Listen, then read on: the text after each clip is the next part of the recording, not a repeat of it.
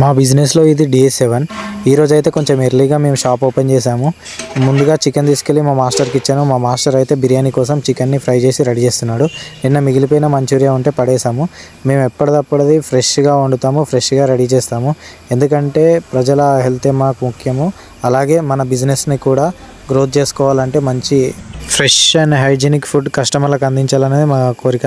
ఇంతలోనే మొదటి కస్టమర్ వచ్చాడు. చికెన్ని మొత్తం కలుపుకొని మ్యారినేషన్ కోసం పెట్టాము. మొదటి కస్టమర్ చికెన్ రైస్ ఆర్డర్ ఇచ్చాడు.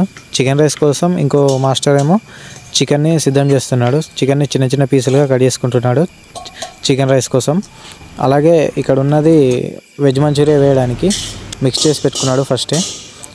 వెజ్ మంచూరియా కూడా ఫ్రెష్గా వేయాలి కాబట్టి ఈరోజుకి ఇది మిక్స్ చేసుకొని మా మాస్టర్ అయితే వెజ్ మంచూరియా వేయడం స్టార్ట్ చేశాడు.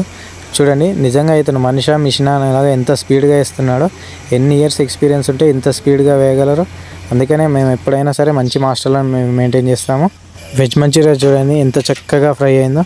చూస్తుంటే అలానే తినేయాలనిపిస్తుంది. ఇది ఇక్కడ అవుతుండగానే అక్కడ బిర్యానీ రైస్ బాయిల్ అయిపోయింది. బిర్యానీ రైస్ మొత్తాన్ని రైస్ బౌల్ నుంచి తీసి బిర్యానీ బౌల్లో హండీలో వేస్తున్నాడు మాస్టర్. అలా చక్కగా వేసి దానిపైన ఆనియన్స్ అండ్ గీ వేసి కొద్దిసేపు దమ్ చేయాలి. దమ్ చేసిన తర్వాత మనకు వేడివేడిగా బిర్యానీ రెడీ అవుతుంది. దమ్ చేయడానికి ఆ దమ్ అనేది బయటకు వెళ్ళకుండా మైదా పౌడర్తో మొత్తం కవర్ చేస్తాడు. ఎందుకంటే ఆ ఫ్లేవర్ అనేది లోపలనే ఉండి మనకు మంచి టేస్ట్ని ఇస్తుంది. అలా తవా పెట్టుకొని దానిపైన బిర్యానీ హండీ పెట్టి దమ్ చేస్తాడు. మనకు మధ్యాహ్నం 2కి కస్టమర్లు రావడం స్టార్ట్ అయింది. ఈరోజు మధ్యాహ్నం అయితే బాగానే ఉంది, కానీ నైట్ మాత్రం అస్సలు సేల్ లేదు. చాలా డిసప్పాయింట్ అయ్యాను. మార్నింగ్ ఎంతో మంచిగా స్టార్ట్ అయ్యి నైట్ అయితే అస్సలు సేల్ లేకుండా అయింది.